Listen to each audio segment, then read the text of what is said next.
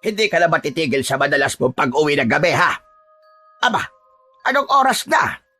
Kakahanap mo ng mga kalakal kung saan ka nakakarating. Pasensya na po, Tay. Nalibang po kasi ako eh. Hindi ko na po namalayan ng oras. Palagi mo nalang yung katwiran. Alam naman po ninyo na ito lang po talaga ang napili kong hanap buhay. Magmula po nang tumambak ang mga basura sa lugar natin. Ako lang po ang may malasakit sa kagubatan. Kaya talagang kung saan po may basura nandun po ako. Lalo pa po ang titigas na po ng mga ulo ng tao dito. Imbis po gumawa ng mga balon para pagtapunan ng basura, sa mismong gubat po sila nagtatambak ng mga dumi nila. Wala akong pakialam kung saan sila magtapon ng basura. Ang iniisip ko ikaw, dahil palagi kang gumagala hanggang gabi. Hindi ka ba natatakot na marami nang napapabalitang namamatay sa gubat? Natatagpo ang wakwak ang tiyan at wala nang lamang loob. Tay, pinatay lang po sila ng mga nakakaalitan nila at wala po akong ginagawang masama sa ibang tao. Marangal po ang aking hanap buhay. Aba, ewan ko sa'yo. Wala ka na talagang pinakikinggan. Ang gusto mo pa rin ang nasusunod. Anak, nag-aalala lang ako sa'yo. Ipagpapalit mo ba ang buhay mo para lang sa pesteng hanap buhay na sinasabi mo? Ano kaya kung tumulong ka na lang sa akin sa bukid? Hindi ka ba nahihiyang kabinata mong tao pagpupulot ng basura ang inaatupag mo? Ano naman po masama sa pagpupulot ko ng basura, Tay? Marangal naman po ginagawa ko at nakakatulong pa po ako sa kalikasan. Saka, ayoko po talaga ng trabaho sa bukid. Hindi ko po kaya maghapong magbilad ng katawan sa init ng araw. Ay dako, basta, itigil mo na ang ginagawa mo. Mabuti sana kung sa araw mo lang ginagawa ang pamumulot ng mga kalakal. Abe, hanggang sa gabi naghahanap ka ng basura. Paano kung bigla ka na lang masumpungan ng mga mababangis na hayop sa gubat? Baka magising ako isang araw, ikaw nang nakahiga sa basurahan. Paano naman po tayo hindi ako sa gabi maghahanap ng kalakal? Sa gabi rin po pumupuslit ang mga walang hiyang tao na yun sa pagtatapon ng basura sa kagubatan. Saka, nag-iingat naman po ako Kaya wag po kayo mag-alala, Tay. Ay nako, ewan ko talaga sa'yo, anak. Ang dami mo katwiran, ang dami mo sinasabi. Hindi ka marunong makinig talaga. Matanda ka na. Hindi ka na dapat pinagsasabihan. Ay nako, bahala ka na ka sa buhay mo. Balang araw, kapag napahama ka sa ginagawa mo, hindi ka ba ililigtas ng kalikasang pinagmamalasakitan mo? Tay, patutunayan ko pong may silbi ang pamumulot ko ng basura. Pati na po ang pangangalaga sa kagubatan na patuloy sinisira ng mga tao dahil sa walang habas nilang pagtatapon ng basura. Ang 19 na taong gulang na binatang si Lupin ay nakatira sa isang liblib na baryo ng San Ildefonso. Malayo sa bayan at hindi abot ng elektrisidad ang lugar. Tanging ang mga lumang gasera na gawa sa lata ang nagsisilbi nilang tanglaw sa madilim na gabi. Ang tahimik na baryo ay may kapintasan, sagana sa basura at walang pakundangan ang mga tao sa pagsira sa kalikasan.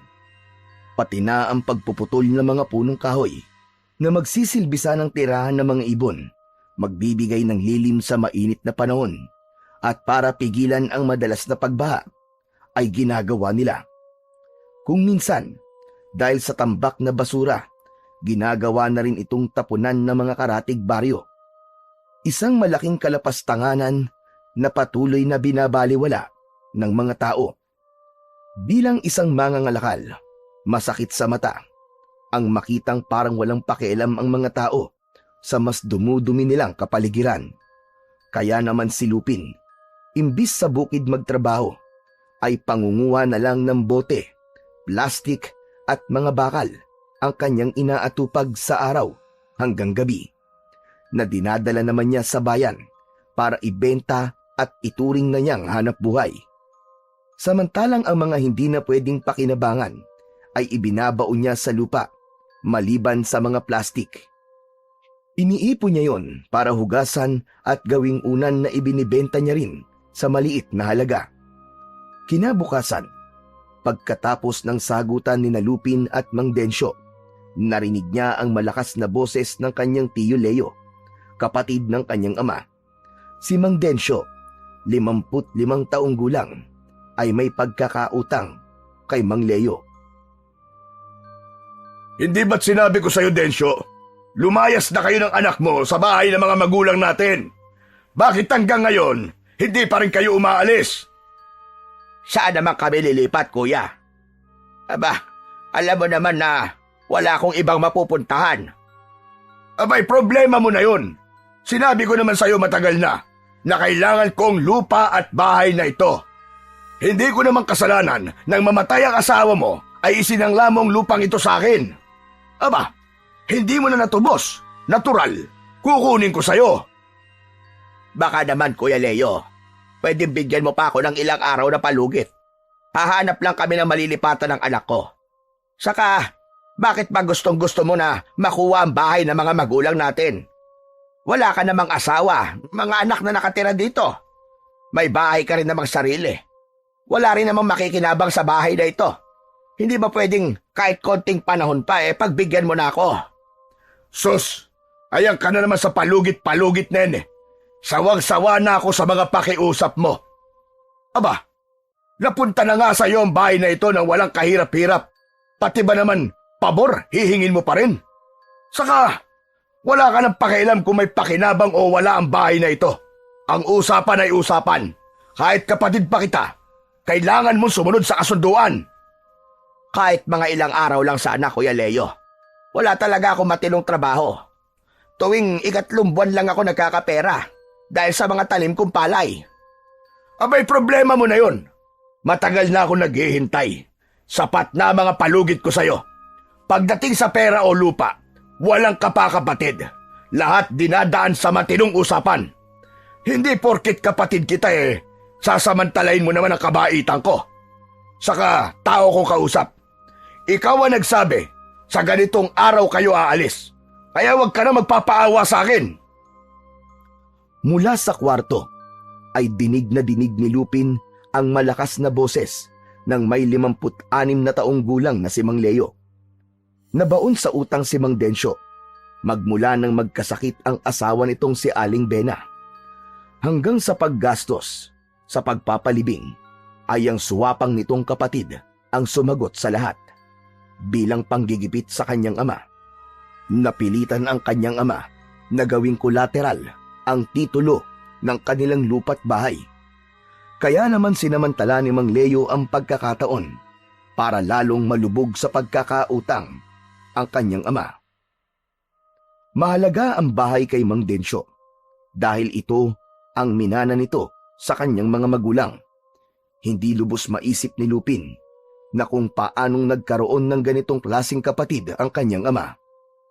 Gahaman pagdating sa salapi, ang masakit pa, maging ang maliit na lupang binubukid ni Mang Densyo ay nanganganib na ring kamkami nito. Bilang bayad interes na minana naman nang namatay na si Aling Bena sa mga magulang ng kanyang ina. Nagsimula lang ang pagiging malupit ni Mang Leo nang mamatay ang mga magulang nila at walang natanggap na kahit na isang kusing sa mga ito. Kaya siguro hindi nito matanggap na ipinamana ng mga magulang ang lahat ng ari-arian sa kapatid na si Mang Densyo. Aba, kuya naman, nakikiusap naman ako sa'yo. Paano na kami?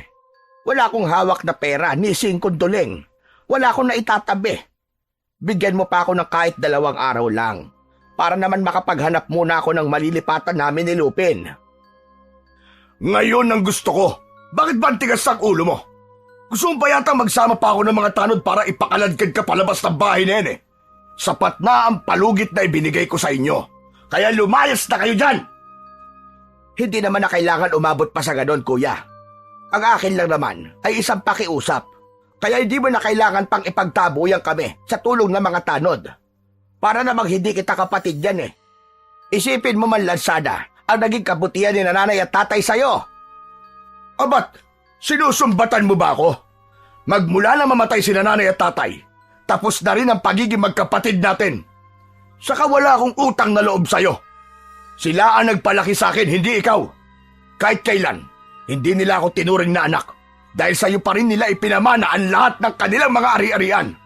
Kaya kahit ampun lang ako, ay may karapatan din ako sa lupa. Magpasalamat ka at binayaran pa kita. Nanlaki ang mga mata ni Lupin mula sa pagkakasilip niya sa bintana pagkatapos marinig ang mga sinabi ni Mang Leo. Nakita niya rin ang malungkot na pagyuko ng ulo ng kanyang ama dahil sa mga sinabi ng kapatid nito. Awa ang naramdaman niya para kay Mang Densyo na kahit minsan ay hindi niya narinig na lumaban ito sa kapatid. Sa halip, nanatili itong kalmado at may magalang pa ring pananalita. Bagay na kabaligtaran naman ni Lupin dahil sa mga oras na yon ay gusto na niyang sugurin ang tiyuhin para basagin ang pagmumuka nito. Kaya madalas siyang nadadala sa barangay sa kasong pananakit. Dahil mas mabilis uminit ang kanyang ulo kapag nakakarinig ng hindi magagandang salita. Nagiging padalos-dalos siya ng desisyon, lalo pa kung tungkol sa kanyang ama. Kahit wala pang balak umalis ng kwarto, ay lumabas si Lupin sa kanyang silid para harapin si Mang Leo na nakatayo sa labas ng balkonahe. Teka! Sumusobra naman na po yata kayo, Chong. Masyado na po kayo masakit magsalita. Konting hinay lang po sa pagbibitaw ng salita. Hindi po manhid ang ama ko. Saka wag po kayo magmalaki. Ampun lang naman po kayo eh. Nasa naman po ang hiya nyo at hindi kayo marunong mapakiusapan.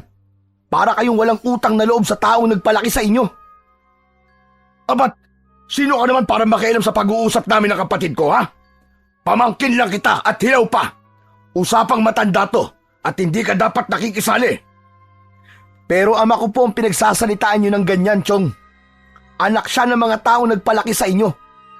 Doon man lang magpakita man lang kayo ng utang na loob sa mga magulang ng aking ama.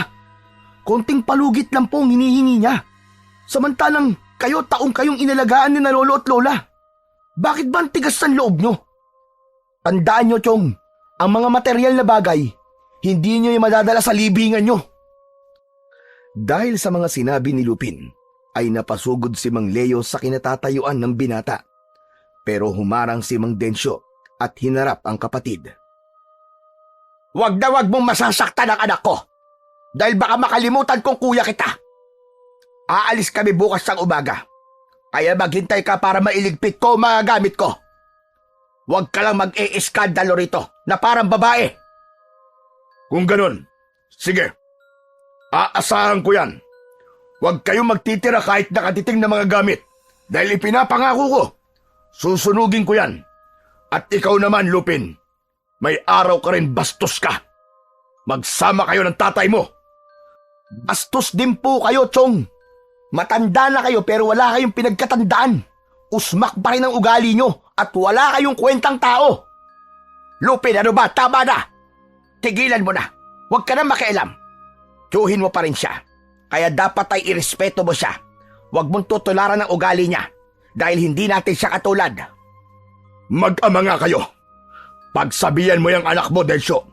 Dahil kahit anak mo pa siya, hindi ako magdadalawang isip na basagin ang pagmumukha niya sa suntok ko. Anak ng putya, nasira ang araw ko dahil sa mga pesteng katulad nyo. Pwede ba, kuya? Umalis ka na. Tama na. Nakuha mo na ang gusto mo. Ano pang ikinagagalit mo? Natigilan si Mang Leo sa biglang pagsigaw ni Mang Densyo. Bakas sa mukha nito ang gulat, kaya naman tahimik itong tumalikod para umalis. Sa kauna-unahang pagkakataon ay narinig ni Lupin ang malakas na boses ni Mang Densyo laban sa kapatid nito. Parang masaya pa ang kanyang naramdaman dahil sa wakas, lumaban na rin ang kanyang ama. Habang tinatanaw nila ang papalayong si Mang Leo, ay nauna namang pumasok si Mang Densyo sa kwarto nito. Walang imik na isinara ang pinto ng silid na gawa sa kawayang sawali. Humakbang siyang pasunod sa ama para sana ay kausapin. Kaya lang, kalahating dipa ang layo sa pinto ay narinig na niya ang mahihinang paghikbi ng kanyang ama. Parang dinudurog ang puso sa naririnig na boses nito. Yun lang din ang unang beses na narinig niyang umiyak si Mang Densyo. Ramdam na ramdam niya ang sakit at paghihirap ng kalooban nito. Dala rin ng awa para sa ama, ay naikuyong na lang niya ang sariling kamao. Parang gusto niyang isuntok sa dingding para mawala ang galit niya. Pero ito ang katotohanan sa buhay ng magkapatid na nag-aagawan sa lupaing iniwan ng kanilang magulang. Iniisip niya na sana ay malampasan nila ang pagsubok ng kanilang buhay dahil malapit na rin siyang bumigay. Pagkatapos ng mga nangyari, ay hindi niya na inistorbo si Mang Densyo. Sa halip ay ipinagluto na lang niya ito ng paboritong ulam na adobong sitaw bago siya umalis para magtrabaho. Habang naglalakad ay walang tigil ang pagpatak ng luha sa kanyang mga mata. Iniisip niya ang masakit na pinagdadaanan ng ama. Lalo pa at parang nakikinita niya na pigil ang boses ng ama sa pag-iyak para lang itago sa kanya. Inabala na lang ni Lupin ang sarili sa pamumulot ng basura hanggang makarating siya sa gitna ng kagubatan. Habang abala sa pamumulot ng mga bote, lata at plastik sa tambak na basura. Isang bagay ang nakita niyang lumiliwanag sa ilalim, kaya't dala ng kuryosidad. Hinawakan niya ito at iniangat sa kasinipat-sipat sa araw. Teka, ano to? Aba, pagong ito ah. Isang patay na pagong na may nagliliwanag na katawan? Imposible. Wala namang ganitong pagong eh. Saka, Diyos ko po, natanggal ang katawan sa bahay niya. Sino kayang walang puso ang pumatay sa pagong na to? Kawawa naman. Hindi man lang pinatawad. Ganito na ba talaga kasama mga tao ngayon? Ang mabuti pa kaya eh. Bigyan na lang kita ng maayos na libing at kahit papano ay may nagmalasakit sa'yo. Dala ng awa ay parang wala sa sarili na nagdukal ng lupa si Lupin. Inayos niya muna ang paglilibingan nito, sa kanya inilagay sa hukay. Akma na sanang tatabunan niya ng lupa nang may biglang nagsalita sa kanyang likuran. Boses ng isang lalaki. Nang lingunin niya ito, ay nakita niyang isang binata rin ang nakatayo. Maganda ang damit na suot, halatang mayaman. Nakangiti ang lalaki na sa tingin niya ay edad 20 taon. Lumapit ito sa kanya at tinignan ang hukay na gawa niya, saka kumunot ang noo na dinampot ng lalaki ang natanggal na bahay o tangkuhong ng pagong. Inikot-ikot muna nito ang bagay na yon sa palad, saka muling tumingin sa kanya. Naku, sayang naman ang bahay ng pagong na to kung ililibing mo lang. Alam mo ba, may dahilan kung bakit nagpakita sa iyo ang kakaibang hayop na to. Anong kakaiba dyan? Pagong lang naman yan ah. Saka sino ka ba? Bakit kinuha mo ang bahay ng pagong? Ililibing ko na nga eh. Ako nga pala si Tony. Nakatira ako sa gitna ng gubat. Nakikita kasi kitang namumulot ng basura araw-araw. Kung minsan ay naaabutan ka ng pagdilim sa lugar na to. Pasensya na, pero hindi na ako nakatiis na hindi ka lapitan. Saka sa itsura mong yan, na isang binata, hindi ka ba nahihiyang hinahawakan mo mga basura? Imbis na tumambay o maghanap ng ibang trabaho? Para sabihin ko sa'yo, hindi ko ikinakahiya ang pamumulot ng basura. Ang dapat mahiya dito ay ang mga nagtatapon ng basura sa lugar na ito. Hindi kita masyadong kilala kaya ibalik mo na sa akin ang bahay ng pagong para mailagay ko na sa hukay. Madalas kita nakikita rito, pero hindi mo ba alam na may taglay na kapangyarihan ng pagong na ito? Alam mo parang interesado ka sa pagong na yan. Bakit ba? Basta, itago mo lang ito. Maniwala ka. Makakatulong yan sa'yo. Saka, kaya naman ako lumapit sa'yo ay para tulungan ka sa pagpupulot mo ng basura. Maraming salamat sa pagbabantay mo sa kalikasan. Pareho tayo ng ginagawa, kaya gusto kong makipagkaibigan sa'yo. Kung ayos lang. Oo naman. Kung magkakaisa tayo ng gusto bakit hindi? Itabi muna natin ito. Magtiwala ka sa akin. Ingatan mo ang bagay na yan bilang tanda ng pagsisimula ng ating pagiging magkaibigan. Masaya akong makilala ka, Lupin. Nagtataka man kung paanong nalaman ni Tony ang pangalan niya, ay tinanggap pa rin ni Lupin ang ibinibigay nitong pagong bilang tanda rin ng pagtanggap niya sa pakikipagkaibigan nito. Tinulungan siya ni Tony sa pagpulot ng basura. Dahil magaan at masaya itong kausap, ay hindi niya na malayang malapit ng dumilim. Masyado siyang nalibang sa pakikipagkwentuhan kay Tony. Bigla rin ang pagbundol ng kaba sa kanyang dibdib nang maalala ang tungkol sa ama. Paniguradong magagalit na naman si Mang Densyo dahil hindi na naman siya nakauwi kagad. Ayaw na niyang dagdagan ang sama ng loob nito. Nako Tony, pasensya ka na. Kailangan ko na palang umuwi. Maraming salamat sa tulong mo.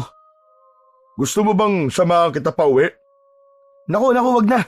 At baka madamay ka lang sa galit ng tatay ko. Sa sobrang pag-aalala, ay napatayo siya at nagmamadaling naglakad pa uwi. Pero dahil likas kay Tony ang pagiging mabuting tao, nagpumilit itong sumama sa kanya. Pero pagdating nila sa gitnang kagubatan, ay hindi maipaliwanag ni Lupin kung bakit umiinit ang bahay ng pagong sa kanyang bulsa. Nagbago rin ang galaw ng mga dahon sa paligid dahil sa malakas na ihip ng hangin. Malamig ang dating ng hangin sa kanyang balat. Ganon din ang amoy nito. Napatigil siya sa paglalakad at pinagmasdan ang bahay ng pagong. Napatingin siya kay Tony na tumigil na rin sa paglalakad habang nakatingin din sa hawak niyang pagong. Teka, bakit nagkakaganito ang bagay na to, Tony?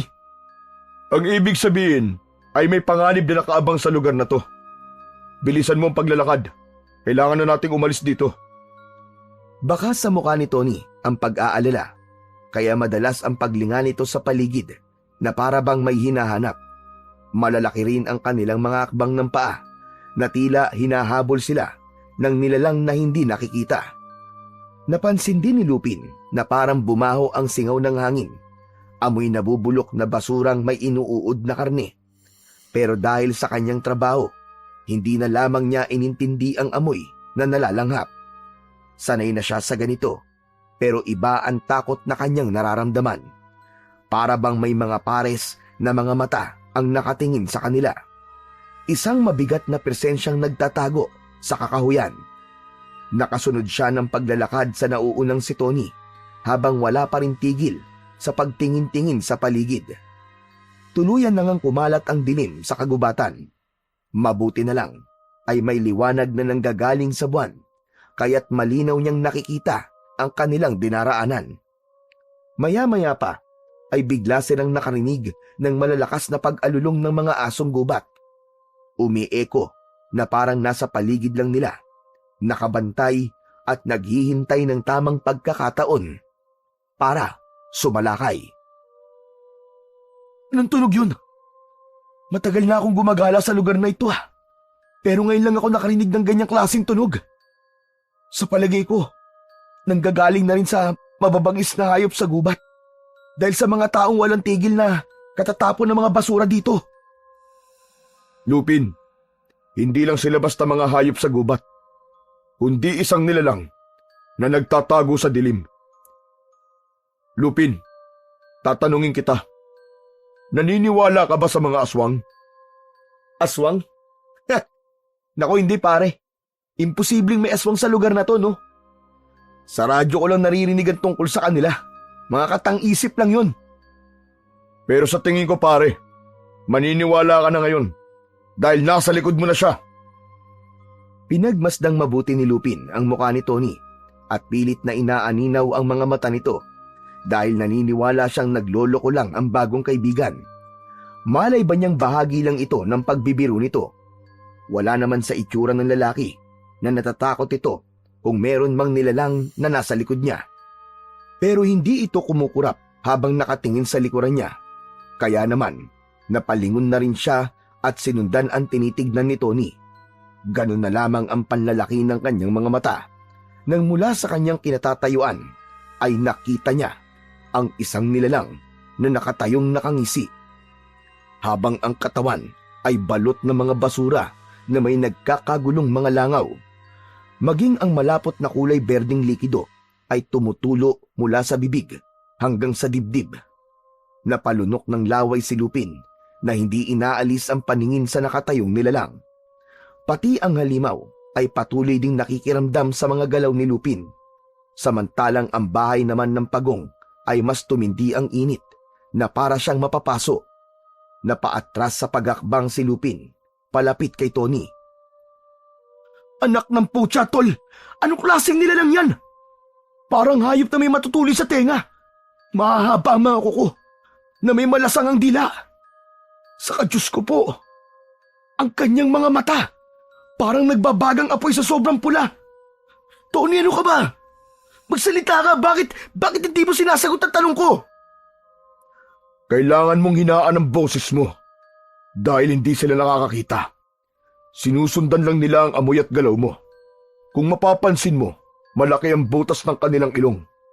At ginagamit din niya ang dila sa pagtikim naman sa hangin para lasapin ang amoy na nanggagaling sa katawan ng tao.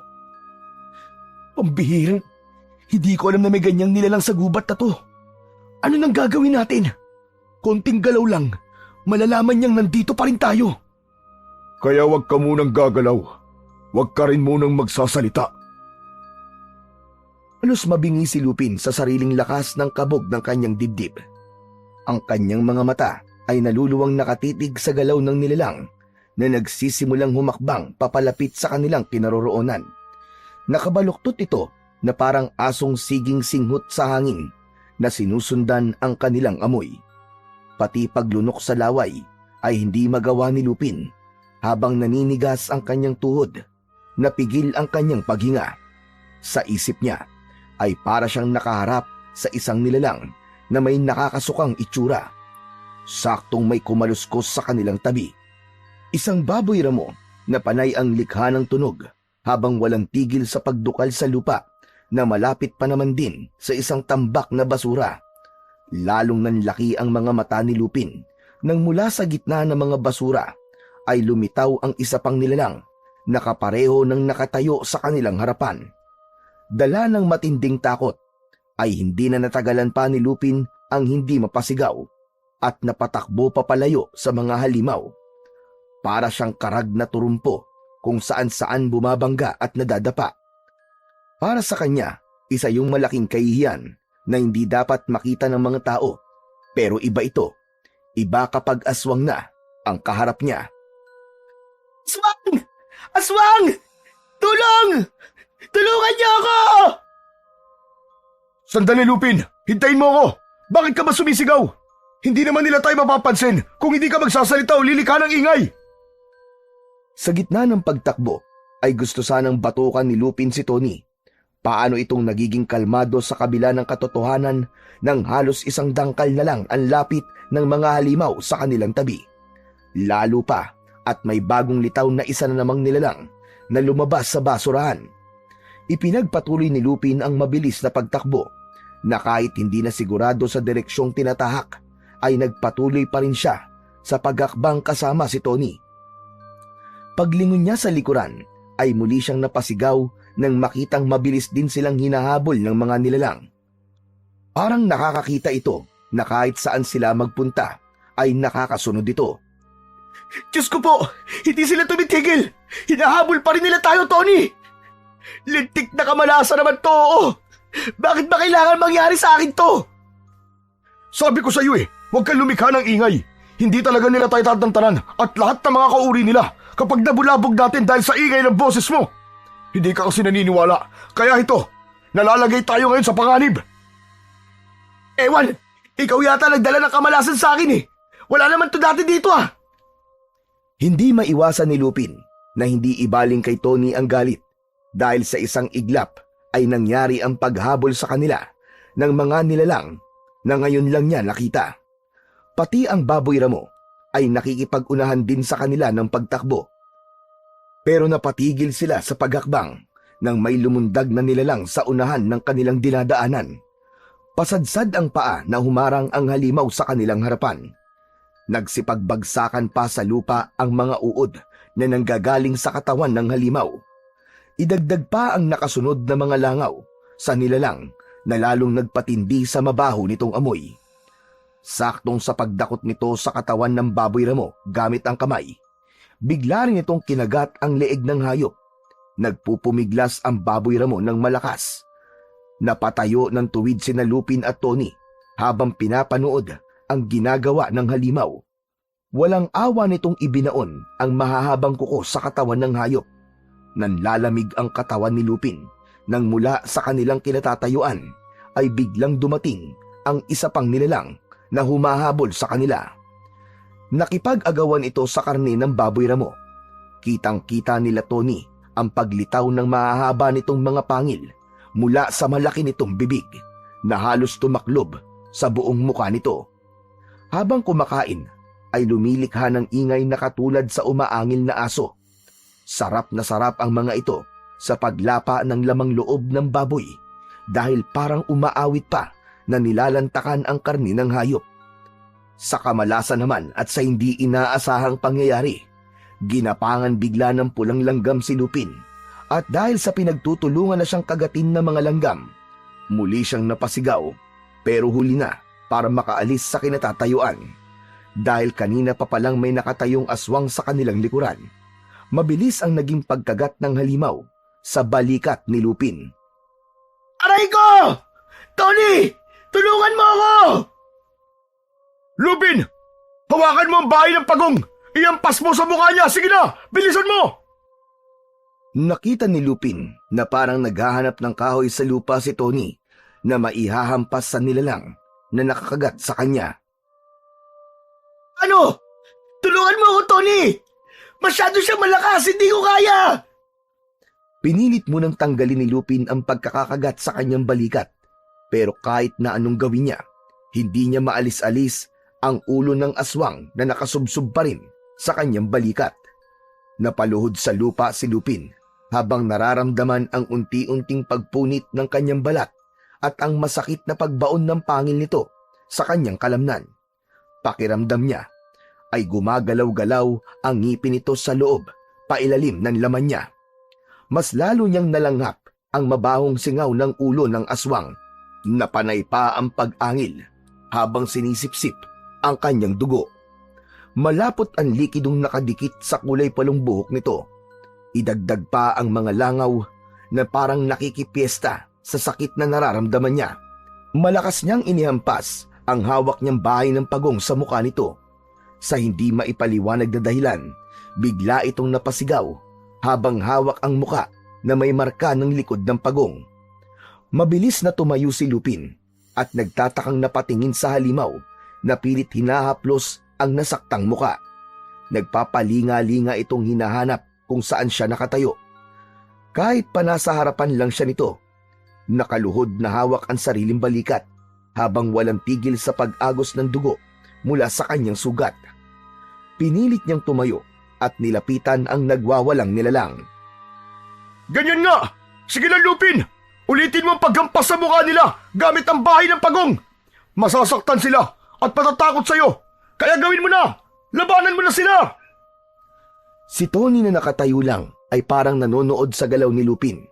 Halata ang takot sa mga mata nito na parang walang balak na tumulong. Ang ikinainis lang niya ay kung bakit siya lang ang nilalapitan ng mga halimaw samantalang magkatabi naman sila ni Tony. Muli siyang sumugod para atakihin ang kalaban. Kaya lang, hindi niya napansin na tapos nang kumain ang dalawang nilalang at hindi na siya nakailag nang bigla siyang atakihin sa braso at binti. Doon niya lang nakita si Tony na kumilos na para tulungan siya. Habang nakaiga ka na sa damuhan, sikapin mo wag gumalaw! Ako na muna ang bahala sa mga nilalang na to! Huwag ka na nga magyabang! Wala ka namang kakayahan eh! Hindi pa natatapos ni Lupin ang kanyang sasabihin nang biglang tumalon sa ere si Tony at pinagsisisipa ang mga nakasubsob na halimaw sa kanyang katawan. Saka lang natanggal ang kagat sa kanyang kalamnan na halos mapaigik siya sa naramdamang paghugot ng pangil sa hita niya. Bumagsak ito sa damuhan na sinundan naman ni Lupin ng pagbayo sa suntok sa mukha nito, kagaya ng paraan niya kung paano siyang makipagsuntukan dati. Kahit patuloy pa rin ang sakit mula sa sugat niya dahil sa mga bumaon na pangil ng aswang. Kaya lang, nawala ang kanyang tapang nang makitang bumangon muli ang mga kalaban para muling umatake Hindi nito halos iniinda ang sipa at suntok ng kanyang kaibigan. Anak ng putya, oo! Bakit ba palaging ako nilalapitan nyo? Si Tony ang sumipa sa inyo! Dala ng galit at pinaghalong takot ay nagawa ni Lupin na tumayo kahit halos matumba na siya sa biglang pagsuot ng kirot sa kanyang kalamnan.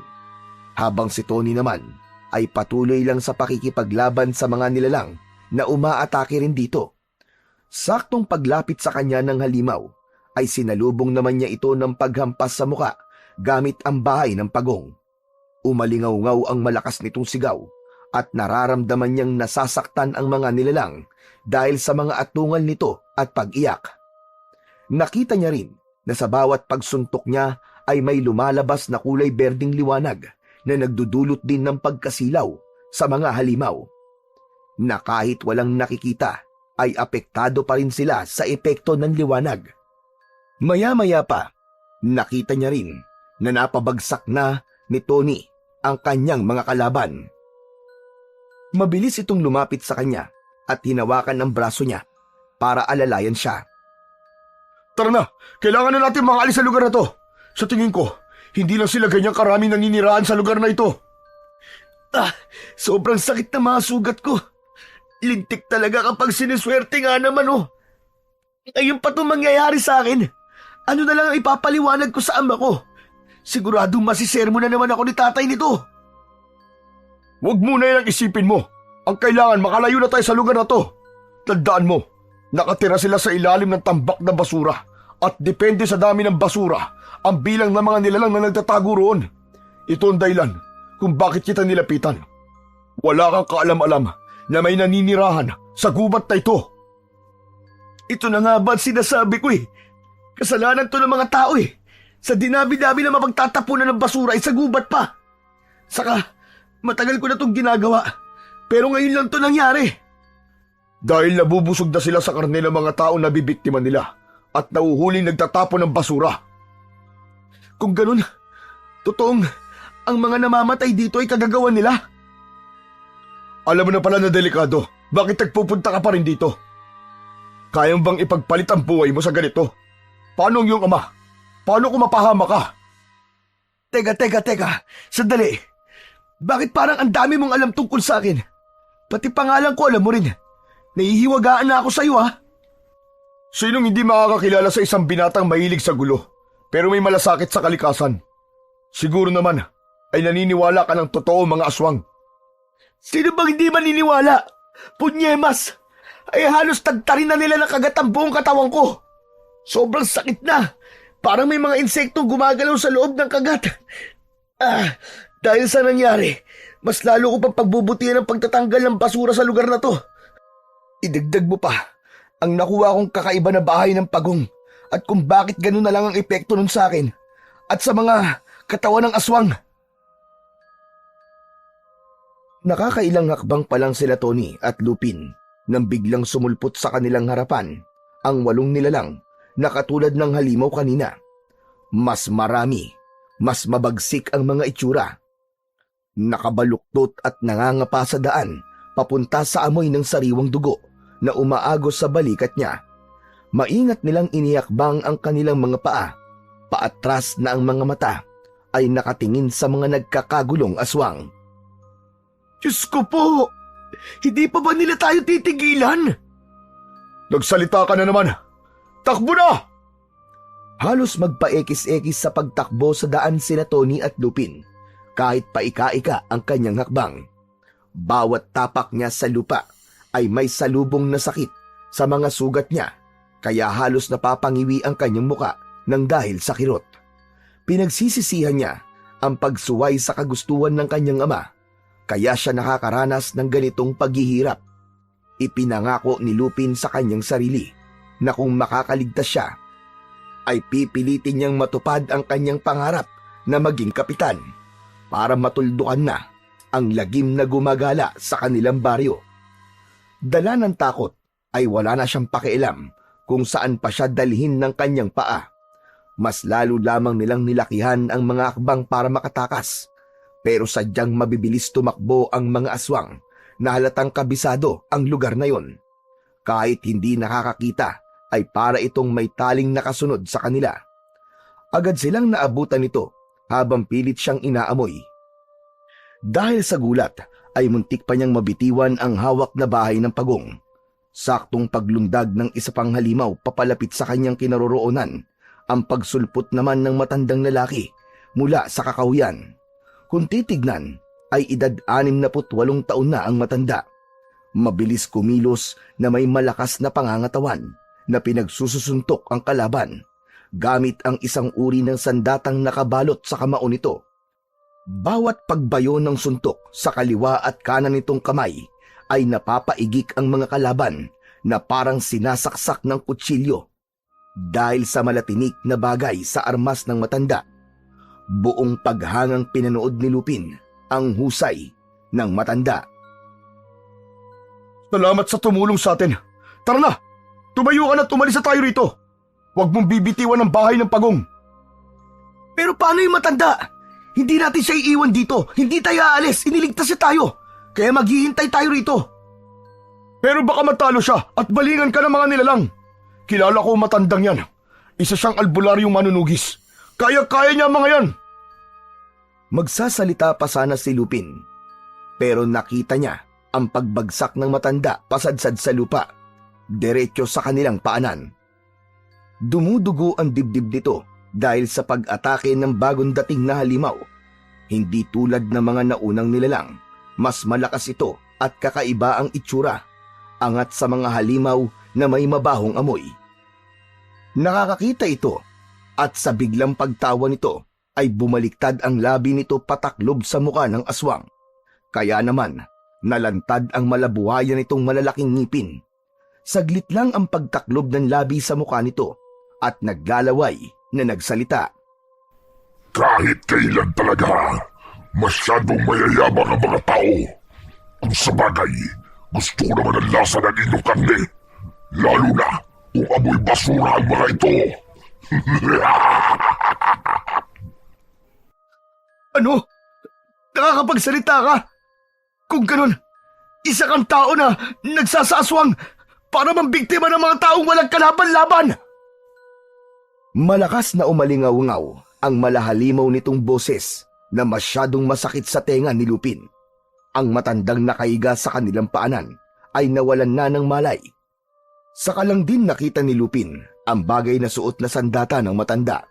Dadamputin niya sana ang bagay na yon, pero biglang nagsalita ang aswang. Sa pagkakataong yon ay nasa likod na nito ang mga alagad na humahabol sa kanila.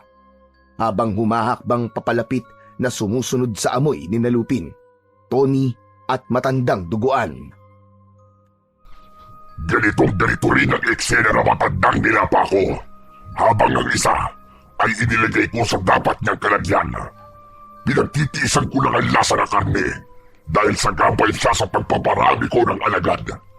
Naghugas kamay pa para pagtakpan ng pagpatay sa mga magulang ko. Malas nila, binuhay pa nila ako. Kaya ayun, yakap-yakap ang sementeryo. Ngayon naman ay isusunod ko kayo sa bilang ng kakainin ko. Pero bago yun, ipapakita ko muna sa inyo kung paano kong pagluray-lurayin ang mga katawan nyo bago ko lalantakan ang mga laman loob nyo.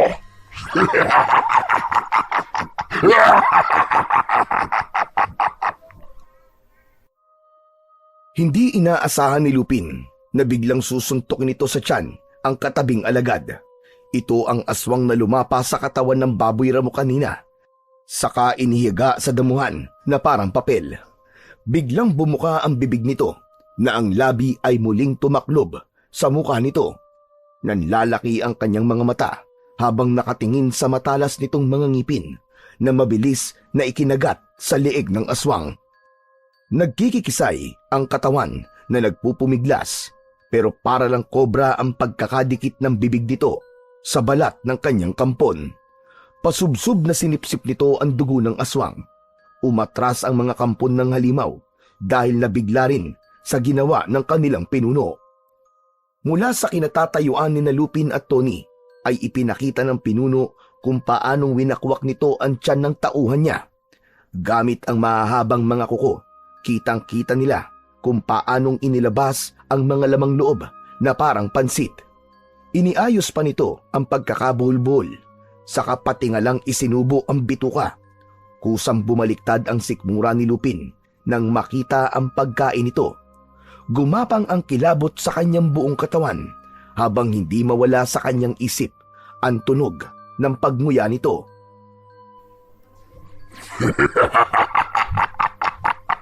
Ganyan nga, ipakita mo sa akin na mahina ka. Nang sa ganun, mas masarap ang lasa ng karne mo. Huwag kayong mag-alala. Dadahan-dahanin ko lang ang paglapa sa mga lamang loob nyo. Kung sino ka man demonyo ka, hindi ka magtatagumpay. Isa ka lang halimaw na walang puwang manatili sa mundong ito. Ang dapat sa'yo ay sunugin ang buhay. Matagal na ako ng tagumpay. At kahit sa pagpatay sa'yo, magtatagumpay din ako. Huwag ka mag-alala. Isasama kita sa lugar ko. Lupin, huwag ka matakot sa kanya. Hindi siya magtatagumpay. Huwag ka maniniwala sa nilalang na yan. Siyang dapat na matakot sa'yo. Dahil bilang na mga araw nila sa taong nakatakdang pumatay sa kanila. Kailanman ay hindi pa nagtagumpay ang kasamaan laban sa kabutihan. Habang nagsasalita si Tony, ay halos manlaki ang mga mata ni Lupin nang biglang tumakbo sa kanilang kinaroroonan ang mga nilalang para umatake. Dala ng pagkabigla ay walang nagawa si Lupin kundi ang itaklob na lang ang kanyang braso sa kanyang muka at hinintay ang paglapit ng mga nilalang sa kanya. Isang pagkapahiya sa kanyang sarili na nagpakita siya ng takot sa harap ng mga aswang, pero bigla siyang nakarinig ng malalakas na sigaw ng nasasaktan. Nang tanggalin niya ang kanyang mga braso sa kanyang muka, nakita niya ang malakidlat na pagkilos ni Tony na isa-isang bumabagsak sa damuhan ang mga kalaban, lalo na ang pinuno na sa takot ay kumaripas ng takbo papunta sa kakawian. Kasunod ng mga alagad nitong umaangil pa habang papalayo. Nakaawang ang kanyang bibig na nakatingin lang kay Tony. Hindi siya makapaniwala sa ginawa ng kanyang kaibigan. Teka, paano nangyaring natakot sila sa'yo? Sino ka bang talaga? Sa palagay ko, ay hindi na yun ang mahalaga. Kailangan niyo munang lumayo dito. Naniniwala akong babalik siya para gumanti. Ang mga aswang ay hindi marunong tumanggap ng pagkatalo. Aalalayan mo matanda kahit masakit ang mga sugat mo. Teka lang, tulungan mo naman akong alalayan siya oh. Pasensya na, pero hindi ko yun magagawa. Ikaw na lang ang umalalay sa kanya. Iiwi mo muna siya sa inyong bahay para magamot. Masyadong malalim ang mga sugat niya sa katawan. Lupin, malaki ang maitutulong niya sa'yo. Kaya tara na, ako na lang ang magbabantay sa paligid. Hindi na nga nagtanong si Lupin sa kaibigan, sa halip ay naging sunod-sunuran siya sa mga sinabi nito.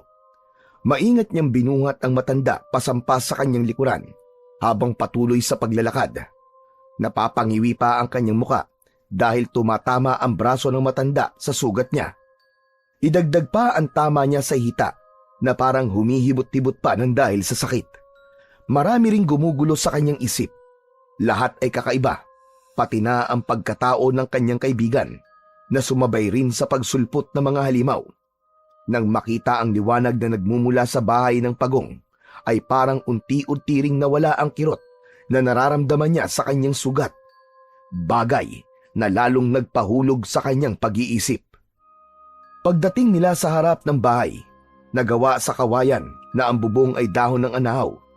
Mabilis na pumasok si Lupin sa nakabukas na pintuan ng kanilang balkonahe. Nakita niya ang kanyang ama na naghihintay sa may bandang pintuan. Nakasandal na nakahalukip-kip ang mga kamay na halatang matagal na itong nakatayo roon. Pero nagulat ito nang makita ang matandang nakasakay sa likod niya. Habang ang dugo ay umaagos sa braso nito, ganun din ang dugo sa balikat ni Lupin. Abay, Diyos ko po, Lupin! Sino taong yan? Pumasok na po muna tayo sa loob, tay. Masyado mabigat po ito, matanda. Kailangan po niya ng tulong nyo. Sa ako na lang po ipapaliwanag sa inyo tungkol sa mga nangyari sa kanya. Pero sugutan siya, anak. Baka mapahamak tayo, lalo na sa punong barangay natin. Paano kung mamatay yan dito? Pambihira ka naman, anak. Tayo ang pagbibintangan pumatay sa kanya. Hindi po siya mamamatay, nawalan lang po siya ng malay. Dahil hindi niya nakayanan ng lakas ng kalaban. Nakikita naman po niyong matanda na siya. Pero anak, Hindi na pinansin ni Lupin ang sinabi ni Mang Densyo. Mabilis siyang pumasok sa loob ng bahay, diretso sa kanyang kwarto. Mabilis niyang inilapag sa kanyang katre na gawa sa kawayan ang matanda at iniayos sa pagkakahiga.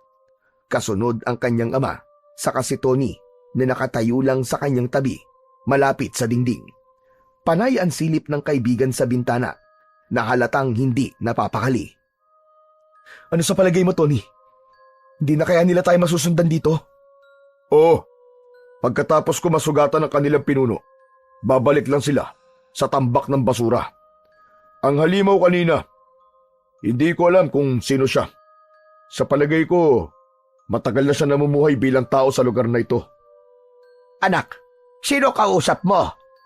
Ano ba nangyayari sa'yo? Tay, pwede ba tigilan niyo po muna ako sa kakatanong niyo? Kasama ko po ang kaibigan ko. Siya ang kausap ko. Unahin na po muna natin ang matandang to. Tulungan niyo po siya. Ang tanong ko muna, sagutin mo. Para ka kasing kupal ko mag-utos. Hindi ko siya kilala. Bakit ko siya tutulungan? Tay, nakikiusap po ko sa inyo. Saka na lamang po tayo magtanungan. Ang mahalaga, mailigtas natin ang taong nagligtas din sa buhay ko. Kahit hindi natin siya kilala, kung kailangan niya ng tulong, tutulong po tayo. Kinikilabutan ako sa mga ikinikilos mo. Saan ka ba nanggaling? Saka, bakit ang dami mo sugat, anak? Tay! Awat ni Lupin sa muling pagtatanong ng kanyang ama. Bakas sa mukha ni Mang Densyo ang pag-aalala habang nagpapalipat-lipat ng tingin sa kanyang muka at sa mukha ng matanda na wala pa ring malay sa tabi niya. Sandaling umalis ang kanyang ama. Pagbalik ay may dala na itong palangganang may tubig. Ito na mismo ang naglinis sa mga sugat ng matanda. Pagkatapos nitong mabendahan ang dibdib ng matanda, ay ang mga sugat naman niya ang ginamot ni Mang Densyo. Gamit ang langis na binili pa nito sa bayan na may kasamang dinikdik na dahon ng Maria. Isang pangkaraniwang gamot na makatutulong pa rin sa pagtanggal ng kirot sa sugat. Nang matapos ang ama sa ginagawa nito, ay saka sila muling nag-usap tungkol sa matanda. Habang si Tony naman ay tahimik na nakikinig sa kanilang usapan. Nakaupo ito sa tabi ng matandang may suot pa rin ng 2 sandata sa kamao. Ano ba binabalak mo dyan sa matanda? Saka ano ba ang totoong nangyari sa inyo? Grabe, Tay. Hindi ko po alam kung saan ako magsisimula, pero Tay, sana maniwala kayo. Sinalakay po kami ng aswang kanina.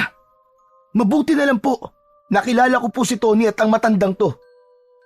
Iniligtas nila ako sa mga aswang na halimaw na nakatira sa basurahan. Ano? Lupin, pwede ba umayos ka nga?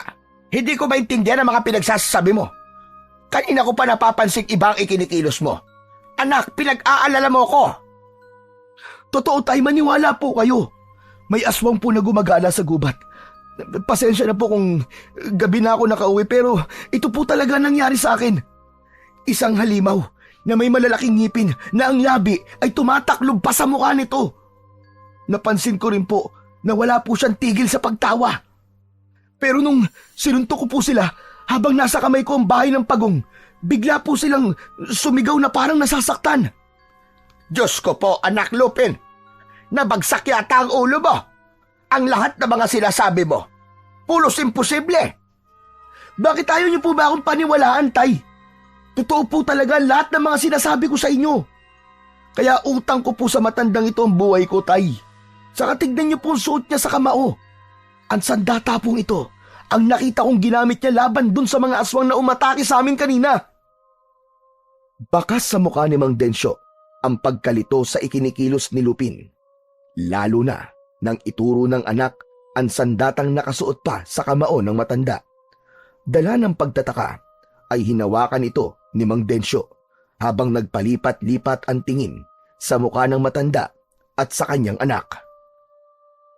Isa itong sandatang gawa sa asero na kung tawagin sa Tagalog ay liabe.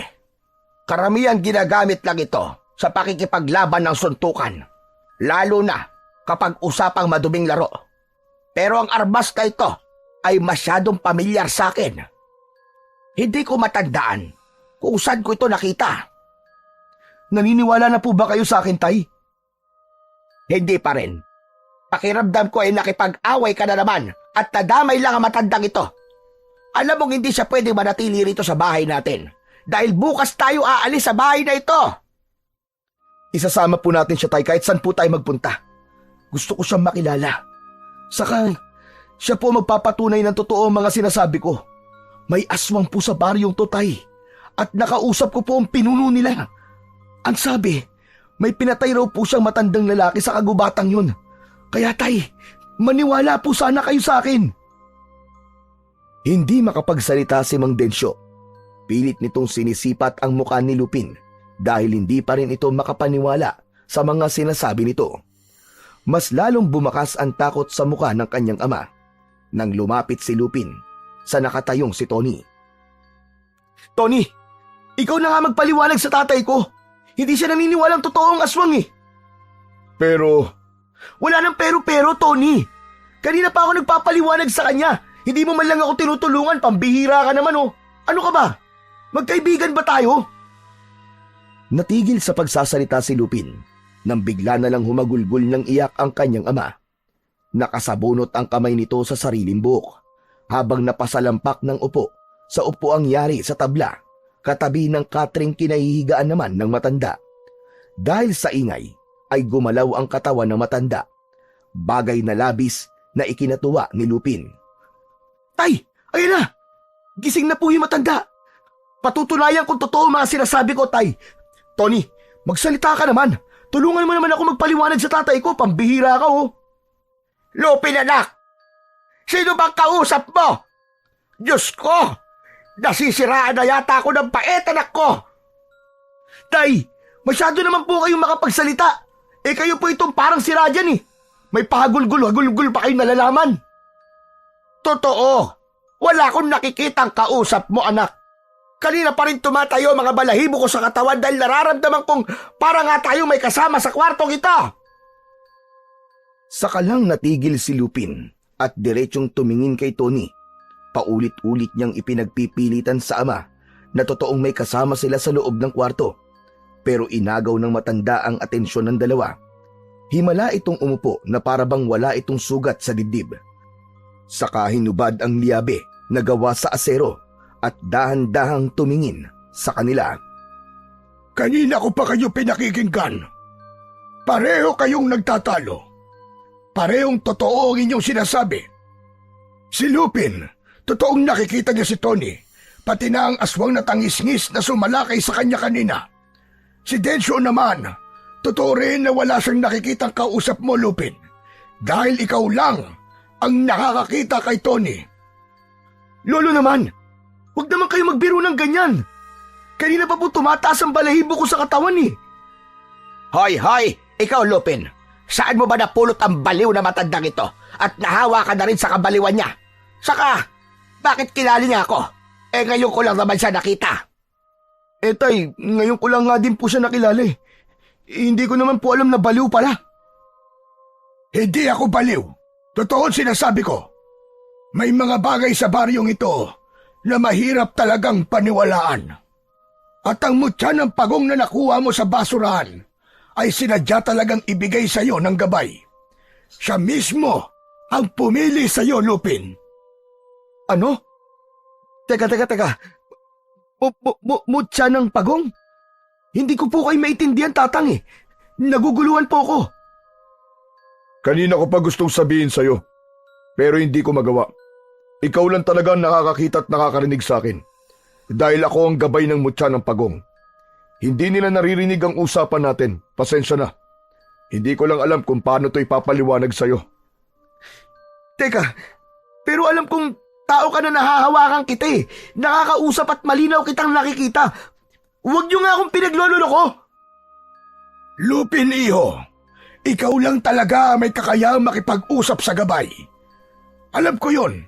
Dahil ako mismo ang unang nagmay-ari sa kanya bago namatay ang pagong at nilipat sa iyo ang mutya. Ang sino mang magbibigay ng pagpapahalaga sa alagang pagong ng isang tagapagbantay, ang siyang susunod na magmamana ng kapangyarihang may taglay na kakaibang lakas. Paano kung tanggihan ko? Mawawala ang iyong paningin sa oras sa tanggihan mong mutya. Ano to, sapilitan? Hindi yun sapilitan, kundi isang tungkulin na dapat tuparin. Masyado nang marami ang mga nilalang na nagtatago sa dilim. Kaya kung mananatiling tikom ang bibig mo sa mga nangyayari sa paligid mo, bukod sa paningin, mawawalan ka rin ng kakayahang makapagsalita. Sandali. Parang hindi naman yata tamang pangunahan nyo ang desisyon ng anak ko. Abay, laban nyo yan ah. Kayo na lang ang humarap. Huwag nyo nang idamay ang anak ko. Dahil bukas na bukas din, ay kailangan na naming umalis sa bahay na ito. Paano kung sabihin kong ang mga aswang na tangisngis at totoong pumatay sa iyong ama, Densyo? Pagkatapos lapain, ay sinunog nila ito para walang makahalata na biktima ito ng aswang. Matagal na hindi nakapagsalita si Mang Densyo nang mabanggit ng matanda ang tungkol sa mga magulang, habang si Lupin ay nananatiling nakatayo na nakatingin sa muka ni Mang Densyo. Tatang, paano niyo po na sigurong mga aswang nga po pumatay sa mga magulang ni tatay? Dahil nandun ako, nung mismong nangyari yon, wala akong nagawa para iligtas siya. Sino ba talaga kayo? Bakit marami kayong alam tungkol sa mga magulang ko? Ako ang unang tagapagbantay ng kalikasan at nangangalaga sa mutya ng pagong. Isang albularyong manunugis na naging biktima ng gahamang mga aswang. Panahon na para hanapin ang pinagtataguan ng pinuno ng tangisngis at pigilan sa pagpaparami ng kanyang alagad. Kapag hinayaan natin siya, lahat ng mga nagtatapon ng basura ay magiging halimaw, kagaya ng pinuno nila. Tatang, ano pong nilalang ang aswang na tangisngis? Sila ang mga mapaghiganting nilalang sa mga tao. Kumakain ng lamang loob at nakatira sa tambak ng basura. Pero bukod doon, meron din silang lihim na kuta na pinagdadausan nila ng ritual para sa mga katulad nilang aswang. O nga pala, tawagin niyo na lamang akong sa pangalang Lolo Coro. Pasensya na, pero hindi mo na matatakasan ang itinakda para sa iyo, Lupin. Paano po sila nabuo? Teka, ang ibig ko pong sabihin bakit may mga ganito pong aswang? Hanggat may basura, hindi sila mawawala. Pero kung mapapatay ang pinuno nila, saka lang mawawakasan ang pag-ahari nila. Kung ganun, talaga po palang masamang magtapon ng basura? Teka, ang tungkol naman po sa mutya ng pagong. Paano ko po siya magagamit? Teka, sandali lang. Lupin, hindi pa ako pumapayag sa gusto mangyari na matandang ito. Kung totoong pinatay nila mga magulang ko, mas kailangan umiwas ka sa kanila, Lupin. Baka ikaw naman na mapahamak. Hindi ko nakakayanin na mawalan pa ng isang mahal sa buhay. Magsasalita pa sana si Mang Densyo, pero inawat na ito ni Lolo Coro at pinilit tumayo para ibigay ang suot na liabi nito. Kunin mo ang sandatang ito, dahil para sa iyo talaga to. At ang mutya ng pagong, butasan mo, ilagay mo sa iyong bisig. Magugulat ka sa lakas ng sandata kapag napasayo ang bagay na yan. Hindi biro ang pagsubok na kakaharapin mo.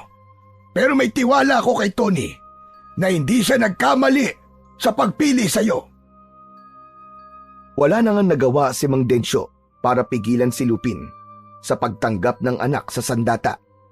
Unti-unti rin itong naunawaan na si Lupin na ang lalaban sa mga aswang, kasama ang kanyang gabay na siya lang ang nakakakita.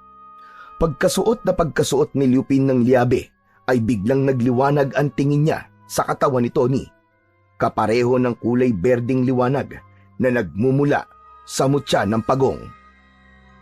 Habang pinagmamasdan ni Lupin ang mga sandata, ay bigla silang nakarinig ng mga kaluskos sa dingding ng kanilang bahay.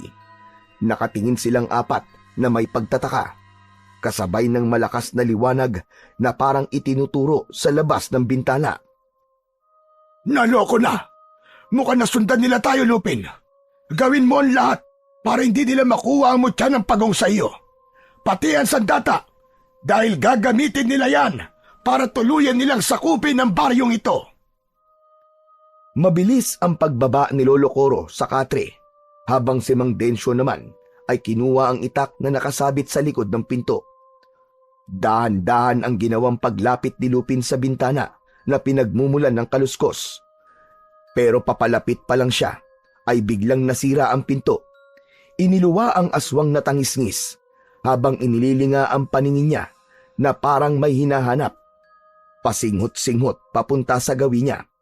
Walang gumagalaw na parang alam na nilang sa konting kilos ay malalapitan sila nito. Nang dumako ang mukha nito sa kinaroroonan ni Lupin, bigla itong sumunggab sa kanya. Pero nagawa agad ni Lupin na salubungin ito ng malakas na suntok gamit ang 2 liyabing nasa kamay niya. Ang liwanag naman na nanggagaling sa mutya ay nakadagdag sa lakas ng epekto ng sandata sa tinamaang dibdib nito. Nag-iwan yun ng kulay itim na marka na ang itsura ay parang nagmula sa pagkapaso. Pasadsad pang bumagsak sa sahig ang halimaw na sinamantala naman niya ang pagkakataon para malapitan ang nilalang. Paulit-ulit niyang pinagsususuntok ang mukha ng halimaw ng kanyang aserong kamao. Bilisan nyo! Kailangan na muna nyong umalis dito. Napapalibutan na nila ang bahay nyo. Nagtawag lang sila ng mga kasama. Ilang minuto na lang, malapit na silang makapasok. Tay, sumama na po muna kay Lolo Coro. Doon na muna kayo sa bahay nila. Pero paano ka, anak? Hindi kita iiwan. Tara na! Pareho na lang tayong umalis dito! Hindi na natapos ni Mang Densyo ang mga sasabihin ito nang mula sa likuran ng kanyang ama ay biglang pumasok ang mga tangisngis. Dinambahan agad ng mga ito ang kanyang ama. Maging si Lolo Coro ay nahawakan na rin ng mga nilalang sa tigkabila ang braso habang walang tigil sa pag-angil. Mawalang iya kayo! Huwag niyong hawakan ng tatay ko! Mabilis na kumilos si Lupin na lumapit sa kanyang ama. Dahil nasa loob pa rin sila ng kanilang bahay, ay nahihirapan siyang kumilos. Kaya naman, hindi rin niya napansin ang mas dumadaming puwersa ng kalaban. At hindi niya magawang protektahan si Mang Densyo. Samantalang si Tony ay abala na rin sa pakikipaglaban. Marami itong suntok na binitiwan sa aswang at bumabagsak sa saig. Pero nakakabangon din, kaya alam niyang siya lang at ang kamao niyang asero ang may kakayahang magpatumba sa mga kalaban, hanggang bigla na lang dumating ang pinuno ng mga nilalang. Nakangisi itong nanonood habang nakikipaglaban sila sa mga aswang. Huwag nilang subukan lumaban dahil wala naman kayong magagawa. Malakas itong napahalakhak ng tawa habang inuutusan ang mga alagad na hulihin si Lupin. Pero dahil sa malakas na kamao ni Lupin, ay hindi siya magawang lapitan dahil sa tulong din ng kanyang gabay na si Tony. Habang si Mang Densyo naman ay patuloy rin sa pakikipagpambuno sa mga aswang na magtatangkang humawak dito. Bawat bigwas ng suntok ni Lupin, isa-isa rin na bumabagsak ang mga kalaban sa sahig habang nagkikikisay na parang nakukuryente. Hindi nagustuhan ng pinuno ang nakikitang kahinaan ng mga alagad nito. Kaya malakas itong napasigaw at biglang umatake kay Lupin. Pero mabilis na nailaga ng binata ang pagsugod nito. Sa halip ay sinalubong niya ito ng kanyang kamao na halos mapuno ng kulay berdeng liwanag. Tumama yon sa dibdib ng pinuno, kaya sa lakas ng dating ng suntok sa katawan nito ay pasadsad itong bumagsak sa sahig. Galit na may pagsuntok pa ito sa sahig. Lupin! Tinangay ng mga tangisngis ang iyong ama! Kasama si Lolo Coro! Saka lang napansin ni Lupin na wala na nga ang kanyang ama na pilit kinakaladkad sa labas ng bakuran nila. Lalapitan pa sana niya ang nakahigang pinuno pero tumakbo na siya sa kakahuyan kung saan dinala ang kanyang ama. Malalaki ang mga hakbang ng kanyang mga paa na pilit hinahabol ang mga halimaw. Dahil sa liwanag na nanggagaling sa kanyang aserong kamao, malinaw niyang nakikita ang daan, pati na ang liwanag mula sa bakas ng aswang. Pero pagdating nila sa kakahuyan, ay nawala ang mga marka ng tangisngis sa lupa. Nag-aalala namang napatingin si Lupin sa kadarating lang na si Tony. Diyos ko! Saan ko nahahanapin ang aking ama? Malakas ang kutob kong gagamitin sila para makuha ang hawak mong mutya at sandata. Kailangan natin makaisip ng paraan kung paano natin sila mahahanap at maliligtas. Biglang naalala ni Lupin ang pagpapanggap ni Tony sa kanya at kung paanong biglang humantong sa ganito ang buhay niya. Magmula nang makilala niya ito, ay sunod-sunod na ang kamalasan niya. Nilapitan niya ito sa kakinwelyuhan at gigil na sinuntok. Buwisit ka! Akala mo ba palalampasin ko ang ginawa mo? Kasalanan mo eh! Kung bakit napahamak ang ama ko! Basta mo na lang akong piniling magtanga ng pesting mutya na yan na hindi mo man lang tinatanong kung gusto ko ba tanggapin. Hindi ito ang buhay na gusto ko, Tony. Si tatay na lang ang natitira kong pamilya. Kaya kung mawawala pa siya, baka hindi ko nakayanin. Kahit hindi ako ang pumili sa'yo, hindi mo matatakasan na nakatakda sa buhay mo. Dahil nasa dugo niyo ang pagiging manunugis. Kaya't bitiwan mo ang damit ko. Imbis na sa akin ka magalit, isipin mo muna kung paano mo mahahanap ang ama mo at si Lolo Coro. Dahil pwede sila maging tangisngis anumang oras kapag nakainom sila ng kulay itim na likido. Sa ganung paraan, magiging sunod-sunuran sila sa lahat ng iutos ng pinuno nila. Magagawa na niyang makuha ang sandata at mutya laban sa'yo. Hindi totoong sa basurahan nakatira ang mga aswang, kundi sa isang yungib. Ano? Sakalang binitiwan ni Lupin ang kwelyo ni Tony habang nag-aalalang napatingin sa paligid ng madilim na kakahuyan. Maya-maya pa ay biglang nagpakita sa kanila ang pinuno ng mga tangisngis, kasama ang mga alagad nitong nakangising humahakbang papalapit sa kanilang kinaroroonan. Sige na, tapusin mo na ang ulupong na yan kasama ng kanyang gabay. Hindi magtatagal ay mapupunta ka rin sa akin. Hindi kita tatantaran hanggat hindi ko nakukuha ang mutya ng pagong. Sige na, suburin niyo siya! Sabay-sabay na sumugod na nakabaluktot ang mga tangisngis na sumisingot pa sa hangin papalapit sa kanilang kinatatayuan. Sa dami ng mga langaw na nakadikit dito dahil sa basura, ay mas lalong sumingaw ang mababaho nitong mga amoy. Akala ni Lupin ay hindi nakikita ng kalaban si Tony. Yun pala, siya at ang pinuno ng mga halimaw lang ang nakakakita dito.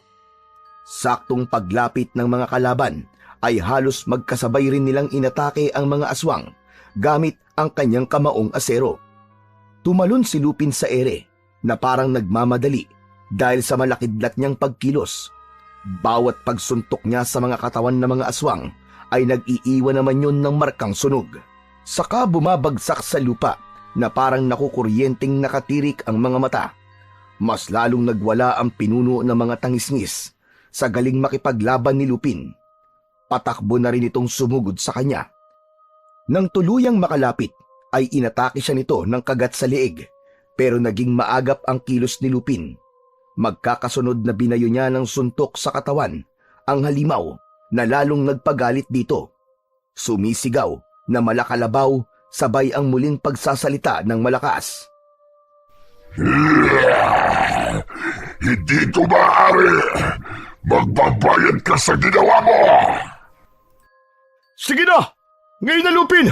Gawin mo na ang isang orasyon na makakapagpabalik sa tunay niyang anyo para makilala mo kung sino siya. Sundin mo mga sasabihin ko. Eberum! Ebon! Dasung! Ibum! Sinunod ni Lupin ang sinabi ni Tony. Napataklob sa sariling muka ang pinuno ng mga aswang nang makita nito ang liwanag na nanggagaling sa mutya ng pagong.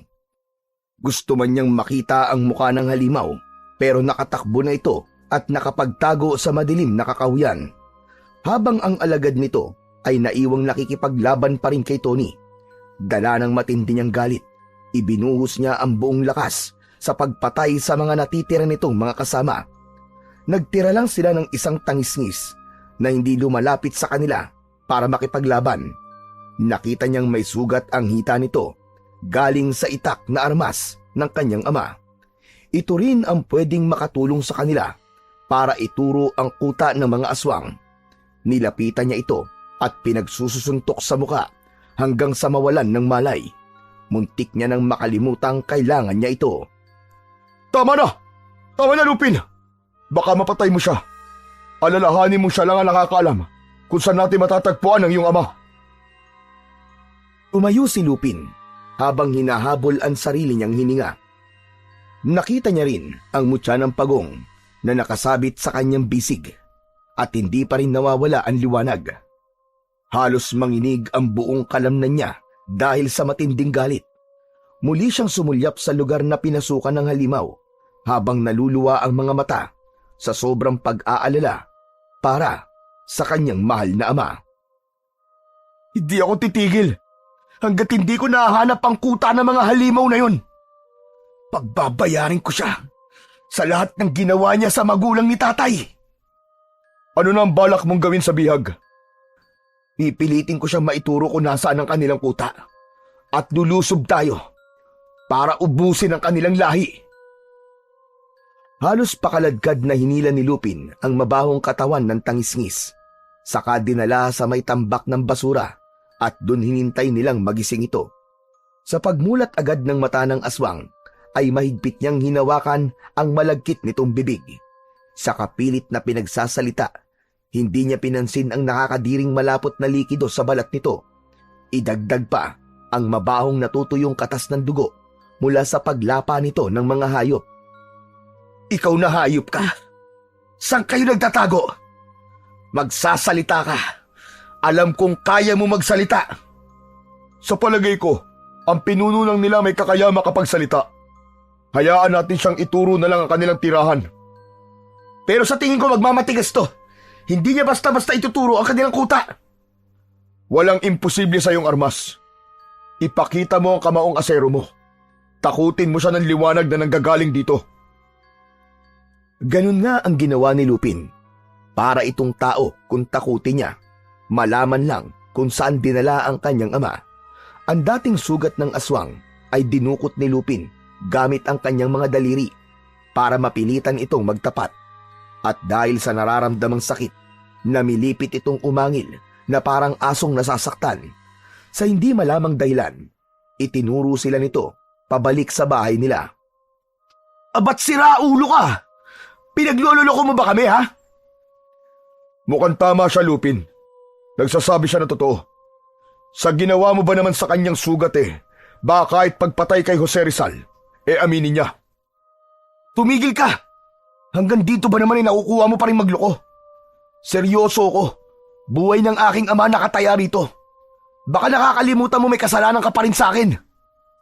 Sinasabi ko lang na tama ang kanyang mga sinasabi. Kaya tara na. Bakit kasi palagi na lang mainit ang ulo mo? Pinapakalma lang kita, Lupin. Dahil nakikita ko nawawala ka na sa tamang diskarte. Dahil nagpapatalo ka na sa galit mo. Maniwala ka sa akin. Hindi nila basta-basta papatayin si Mang Densyo. Dahil hindi pa nila nakukuha ang gusto nila sa'yo. Saka lang kumalma ang loob ni Lupin habang nakatingin ng matagal sa mukha ni Tony. Nawala na ang liwanag sa katawan ng kaibigan at napalitan ng dating anyo na kalmado. Tumayo sila at patulak niyang pinaglakad ang halimaw kahit hirap ito sa pagtayo at hindi nakikita ang daan. Mahigpit niyang kinapitan ito sa braso hanggang pagsapit nila sa kanilang bahay. Ayaw mawala ng kaba niya sa dibdib. Pakiramdam niya ay may matutuklasan siyang lihim sa bahay ng kanyang ama. Iginala niya ang kanyang paningin sa lugar kung saan ang mga dingding ng kubo ay sinira na ng mga nilalang na umatake sa kanila kanina. Nandoon pa rin ang mga nakahandusay na katawan na mga napaslang nilang tangisngis. Sunog at matigas na ang katawan na parang kahoy. Talagang hindi kinaya ang epekto ng kanyang kamao. Ipinatong niya ang bahay ng pagong sa batong nasa paanan ng hagdan, saka ginamit ang dulo ng itak ng kanyang ama na siya namang ipinangbutas niya sa bahay ng pagong. Kumuha pa siya ng isang tali at isinuot doon at mas hinigpitan niya ang pagkakakabit nun sa kanyang bisig. Nang maihanda niya na ang mga gagamitin, ay sinundan na nila ang nagpaunang nilalang na hindi nawawala ang pag-angil. Dumiretso ito ng pasok sa loob ng silid ng ama. Kahit nagtataka, ay napasunod sila dito. Ganon din si Tony na nakakunot ang noo habang sinusundan nila ng tingin ang nilalang na nakaturo ang daliri sa ilalim ng katre ng kanyang kama. Mabuti na lang at may bukas na lumang gasera na ginamit nila para tignan ang sahig sa ilalim. Pinaglololoko mo yata ako, siraulo ka eh. Saan niyo ba talaga dinala ang ama ko?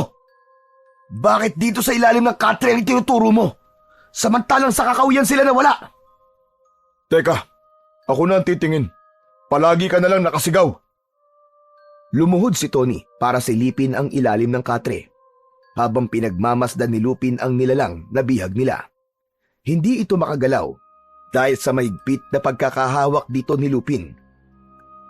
Ilang sandali pa ay tumayo na si Tony at inalis ang katre na nakaharang sa sahig. Pati na ang ilang mga gamit na masasabing matagal na dahil puno na ng alikabok. Napansin agad ni Lupin ang maliit na panara ng pintong nakadikit sa kawayang sahig. Pati na ang lumang kandado na madali lang nilang natanggal dahil kinakalawang na. Sinasabi ko na nga ba? At isang lagusan ang itinuturo ng halimaw na yan. Parang may kaugnayan pa sa paghahanap natin sa kuta ng mga aswang. Pambihira! Bakit alam niya ang lagusan na yan? Saka, kakaibang mag-isip ang nilalang na ito. Parang hindi siya kagaya ng mga kasama niya. Malinaw pa ang kanyang isip at marunong makiramdam. Hindi kaya napipilitan lang ang halimaw na yan na sumunod sa pinuno nila? Nalaman niya ang kasamaan ng pinuno nila. O di kaya naman, dati silang mga tao na ngayon ay gusto na magbago sa pamamagitan ng pagtulong sa atin. Parang nakonsensya si Lupin nang muli siyang tumingin sa mukha ng aswang. Hindi na ito mabangis tulad kanina. Para na itong ordinaryong hayop, nakahawig ng aso na panay ang sunod lang sa kanila. Maya-maya pa ay nabuksan na ni Tony ang pinto ng sahig na yon, saka muling tumingin sa kanila na may pagtataka. Maingat ang ginawang pagbaba ni Lupin at Tony sa lumang hagdan, kasama ang nilalang na bihag nila. Tahimik itong nakasunod sa kanila na panay pa rin ang pag-angil na kagaya ng sa nauulol na aso. Habang bumababa sila sa baitang ng hagdan na gawa sa kawayan, ay napansin nilang parang panahon pa ito ng Kastila. Malinaw nilang nakikita ang lugar dahil sa ilaw nilang lumang gasera. Idagdag pa ang liwanag na nanggagaling sa mutya na suot ni Lupin. Paglapag nila sa saig ay iginala niya ang kanyang paningin. Parang tunnel yun na may mga bato sa bawat pader. Ang itsura ng bawat kanto ay parang sinadya ang pagkakagawa, pero halos hindi nila makita ang dulo ng makipot na daan. Matagal na panahon na ako nakatira sa bahay na ito, pero ngayon ko lang nalaman na may lihim palang silid sa lugar na ito. Hindi ito lihim na silid, Lupin, kundi isang sikretong daanan papunta sa mga kuta ng aswang. At tinulungan tayo ng nilalang na yan dahil siguro hindi niya na masikmura ang pinagagawa ng pinuno nila. Ewan ko, pero mahirap pa rin magtiwala sa kanya dahil kampon pa rin siya ng kadiliman. Ang kanyang itsura ay parang mukha ng matandang babae, batay na rin sa kanyang kahinaan. Ipinagpatuloy nila ang paglalakad habang nakikiramdam sa lugar na madadaanan nila. Kasing lapad lang yon ng 2 dipa. Ang mabatong sahig ay maraming buhangin, maging ang kanilang mga salita ay kasing tinis ng tunog na nasa loob ng lata. Pagkaraan ng ilang minutong paglalakad, ay pinatay ni Tony ang kanilang gasera nang makita nila ang liwanag sa nanggagaling na sulo sa mismong bilog na balon. Napatingin sila sa ibaba at dito nila nalamang isang yungib ang dulo ng lagusan. Mula sa kanilang pinagtataguan ay kitang-kita ni Lupin ang kanyang ama na nakatayo sa gitna kasama si Lolo Coro. Nakagapos ang mga kamay sa gitnang haligi na nakatayo o malapit sa pinuno. Habang sa gilid naman ay ang mga tangisngis na sabay-sabay na umaangil. Saktong pagtingin ni Lupin ay biglang nagbago ang anyo ng pinuno. Halos manlaki ang kanyang mga mata nang makita kung sino ang nagsasalita. Ano? Ang tigas kasi ng ulo mo eh. Binalaan na kitang umalis na kayo sa bahay ng mga magulang mong walang kwenta. Pero nagmatigas ka pa rin. Nakisali pa ang magaling mong anak. Kung ganon, isa ka palang halimaw na siyang pumatay sa mga magulang ko. Ang kapal ng mukha mo. Pagkatapos kanilang alaghan at pakainin, ito pa ang igaganti mo sa kanila. Isa kang ahas. Traidor ka! Hindi naman sana aabot sa ganito ang kamatayang sinapit nila. Nalaman ko lang naman na sila pala ang pumatay sa mga magulang ko. Masyado kasi silang pakialamero. Nalaman ko rin na dating manunugis ng aswang si tatay. Kaya ng isang araw na mahuli niya ako at nakita rin ako ng ating ina. Ginawa ko lang ang nararapat sa kanila. Pero huwag ka mag-alala. Hindi naman ako masyado masama. May ginawa pa rin naman akong maganda. Dala ng matinding galit ni Mang Densyo ay nagpupumilit pa itong makawala sa pagkakagapos at isinisipa ang kaliwang paa sa nakatayong si Mang Leo. Isang malakas na suntok ang pinakawalan nito sa katawan ng kanyang ama. Nakitang lahat yon ni Lupin. Narinig din niyang lahat ang mga pinagsasasabi nito. Akma na sanang tatayo siya para magpakita nang bigla naman siyang pigilan ng kanyang kaibigan sa braso. Nagulat din sila sa biglang pagtakbo ng kasama nilang halimaw papalapit sa kinaroroonan ng mga kauri nito. Lumapit ito sa tabi ni Mang Densyo sa pamamagitan ng pagsingot-singot nito sa hangin.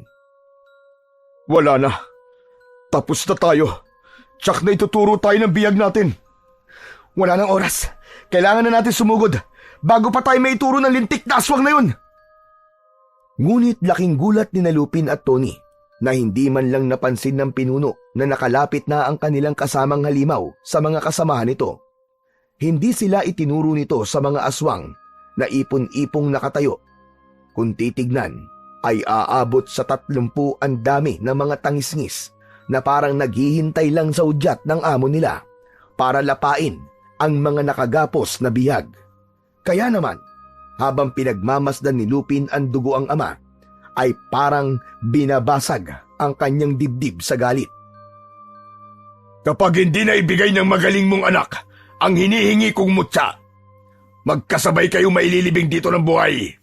O mas tamang sabihin na patay na wala ng lamang loob at masusunog ng walang nakakaalam sa tunay na dahilan ng pagkamatay nyo. Katulad ng ginawa ko sa ama mo. Saka lang naalala ni Lupin na kaya gano'n na lang ang paghahangad ng tiyuin na makuha ang bahay dahil sa lagusang kumukonekta sa kuta nito. Dito rin marahil natuklasan ng mga magulang nito ang itinatagong lihim ng batang inalagaan ng mga magulang ng kanyang ama. Bagay na inakala niyang sa drama lang ng radyo nangyayari. Pati pala sa totoong buhay ay mararanasan ng kanyang ama ang kakaibang kwento. Dahan-dahan ang ginawa nilang paglapit sa kinaroroonan ng mga tangisngis hanggang nakapagpasya na silang atakihin ang mga kalaban. Mabilis silang sumugod, suot ang nagliliwanag niyang mutya at 2 kamaong aserong liabe. Ignum, Perum, Sudin, Imerum, Suber! Mamamatay kayong lahat! Ito na ang katapusan nyo! Pagkatapos usalin ni Lupin ang kakaibang orasyon, kumalat ang liwanag na nagpatiklop sa mga kalabang nakatayo. Hindi sila makagalaw habang nakabaluktot ang mga katawan na parang sanggol sa loob ng sinapupunan. At yun ang epekto ng mutya sa sinumang makakarinig sa orasyon. Hindi sila makagalaw na pilit pinaglalabanan ang sakit na nararamdaman, habang si Tony ay walang tigil sa kasusuntok sa mga nakatayo pa ring tangisngis. Tignan mo na kami, Lupin! 5 minuto lang ang epekto ng orasyon! Baka bigla silang makawala! Mabilis na kumilos si Lupin para makalapit sa matanda at sa kanyang ama para tanggalin ang pagkakagapos ng tali sa mga kamay nito. Gamit ang sariling lakas ng kamay ay medyo natagalan siya sa pagtanggal sa lubid. Kaya naman, naabutan na siya ng muling paggalaw ng mga nilalang. Mabilis siyang tinalon at tangka na sanang kakagatin sa leeg. Pero nabigwasan niya kagad ito ng suntok. Bumagsak ang nilalang sa matalas na mga bato, kaya't napaigik ito sa sobrang sakit. Maging ang mabatong sahig ng kuweba ay nakadagdag sa ingay ng paligid. Nakita niyang bumagsak si Tony sa lupa dahil sa malakas na pag-atake ng pinuno ng mga tangisngis. Mula sa kanyang kinatatayuan ay tinalon naman ito ng kanyang ama. Nakipagpambuno si Mang Densyo sa hilaw niyang kapatid. Gamit ang itak nito na nabitiwan ni Tony, kaya naman bumalik sa dating anyo ito bilang isang mabangis na tangisngis. Walang awa nitong kinagat ang binti ni Mang Densyo. Lupin anak! Tulungan mo ako! Patayin mo na ang halimaw na ito! Tay! Dala ng matinding pag-aalala, mataas ang talon ni Lupin na bumagsak sa mismong likod ng pinuno. Ang ginamit niyang pangtukod ay ang kamaong aserong may tinik. Kasabay ng malakas nitong sigaw, ang pagbaon ng talim ng kanyang sandata sa katawan ng pinuno ng mga aswang. Mas lalong lumakas ang sigaw nito nang maramdaman ang umagos na likido sa likod nito. Parang umaatungal na kalabaw kung magwala ang halimaw. Hindi nito matanggap na tinamaan siya nito sa likod, kaya nabaling ang atensyon ng aswang kay Lupin. Malakas din ang sigaw ng mga kampo nito, pasugod sa kanyang kinatatayuan, pero hinawi ito ng pinunong sabik makaganti sa kanya. Mabilis nitong inilabas ang malalaking pangil para ikagat sa kanya. Hindi umalis sa pagkakatayo si Lupin. Hinintay niyang makalapit ang halimaw para atakihin siya. Naramdaman ng binata ang malakas na enerhiyang gumapang sa kanyang kamao. Nakita niya rin ang pagliwanag ng kanyang mga mata at bilang ultimatum na pag-atake, malakas niyang sinuntok ang ngipin ng papasugod na pinuno. Halos mabali ang leeg ng tangisngis sa malakas na pagbayo ng kanyang kamao. Sumambulat ang mga pangil nito at napalitan ng pagbulwak ng masaganang dugo. Halos hindi ito makapaniwalang nagawa yun ni Lupin, na nagpatigil naman sa mga kilos ng mga alagad nito. Bumagsak ang pinuno sa lupa habang bumubula ang sariling bibig mula sa dumudugong mga ngipin.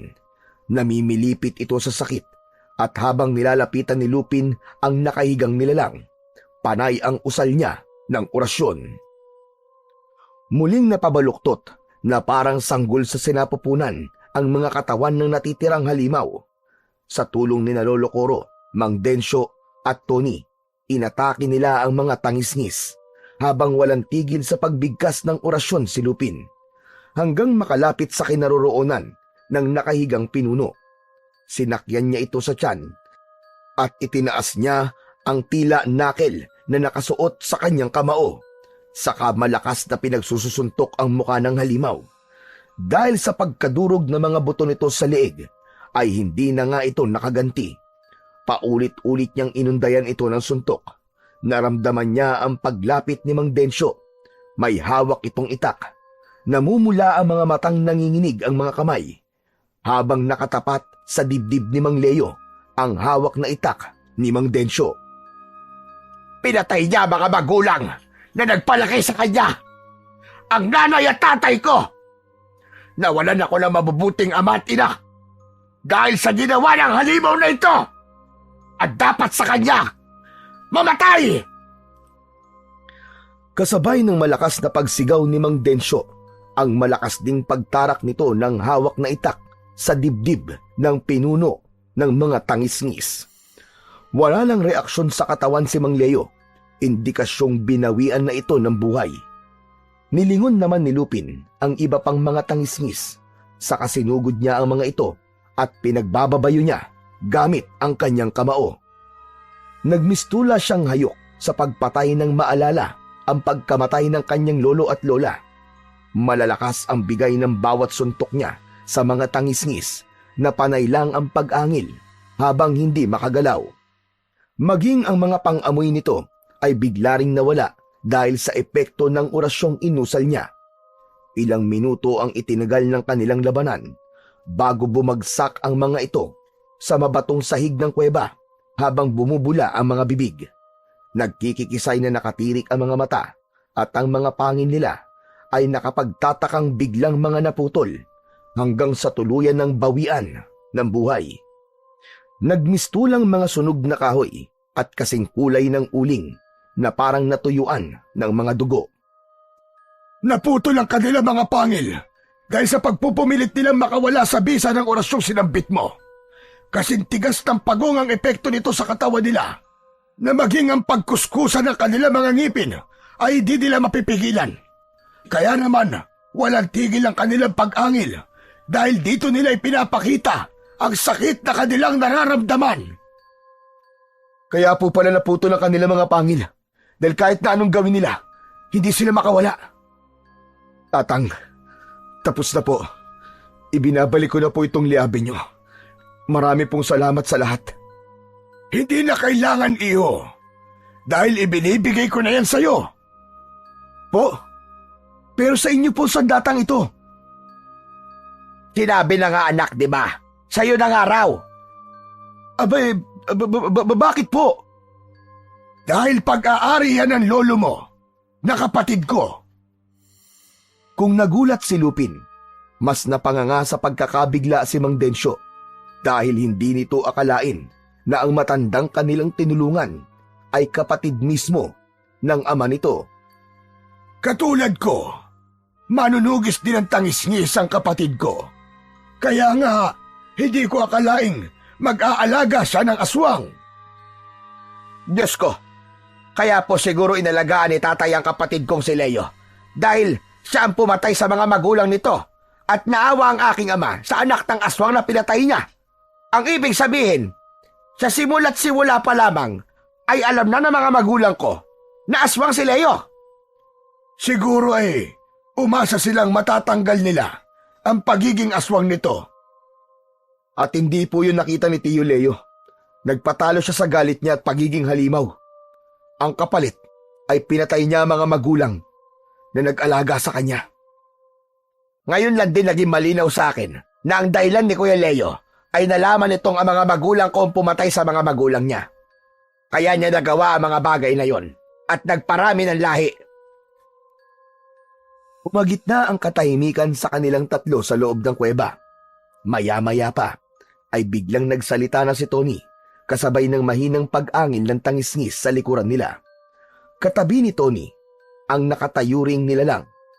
Ito ang tangisngis na nagturo sa lagusan na tumulong sa kanila. Ang nilalang na bukod tangi ring nakakakita at may matinong pag-iisip. Wala na ang bakas ng pagiging halimaw nito. Ang natira na lang sa kanya ay ang pag-angil nito na parang aso. Anong gagawin natin sa kanya, Lupin? May natira pang aswang. Ako na papatay sa kanya. Wag, tay! Wag! Siya ang nagturo ng lagusan sa bahay. Hindi ko nga po alam kung paano niya natuntun ang pinto sa ilalim ng inyong katre. Alam niya ang bawat sulok ng kubo natin. Na para bang matagal na siyang nakatira doon. Teka, parang kilala ko siya. Titigan mo siya sa mata, Densyo. Alam kong kilala mo siya at kung bakit niya tinulungan si Lupin. Dahan-dahan ang ginawang paglapit ni Mang Densyo sa halimaw habang hindi nito inaalis ang tingin sa mukha ng nilalang. Ilang saglit pa ay kitang-kita ni Lupin ang reaksyon ng mga mata ng aswang at ang mukha ng kanyang ama habang malakas na napaiyak. Napasugod ito sa nakatayong tangisngis at niyakap ito ng buong higpit. Nay! Nanay ko! Diyos ko, ano nangyari? Bakit kayo naging halimaw? Salamat po at buhay pa kayo. Ang buong akala ko'y kasama na po kayo namatay ni tatay. Dahil sa sunog. Buhay kayo. Buhay ang nanay ko. Dala ng labis na tuwa ay nabuhat ni Mang Densyo ang kanyang ina at nagpaikot-ikot ng pagtakbo. Nang mawala ang bakas ng panganib sa buong kuweba, ay naglaho na rin ang kulay berding liwanag na nanggagaling sa mutyang suot ni Lupin. Kasabay din ng pagkawala ng kaibigan niyang si Tony na nakakonekta sa liwanag ng mutya. Bumalik na sa dating katahimikan ang buong baryo magmula nang maging bagong kapitan si Lupin. Siya ang kauna-unahang kapitan ng baryo sa San Ildefonso na pinayagan ng mga tao dahil sa ipinakitang pagmamalasakit sa kalikasan. Magmula rin nang naluklok si Lupin ay ipinatupad niya ang malawakang pagbabantay sa kagubatan at ang mga basura ay itapon sa tamang tapunan. Ang dating tambakan ng basura ay ginawa nilang pasyalan na namumulaklak ang mga tanim sa paligid. Ang kanya namang lola ay unti-unti nang bumabalik sa pagiging tao sa tulong ni Lolo Coro na isang mahusay na albularyo dahil sa pagkakaroon ni Lupin ng kamaong asero sa pamamagitan ng liabe. Bukod sa batuta, ang lahat ng kanyang tanod ay nakasuot na rin ng sandatang katulad ng sa kanyang armas. Laban sa mga pasaway na mga tao at sa mga nilalang ng kadiliman na maaaring sumalakay sa kanila sa hinaharap.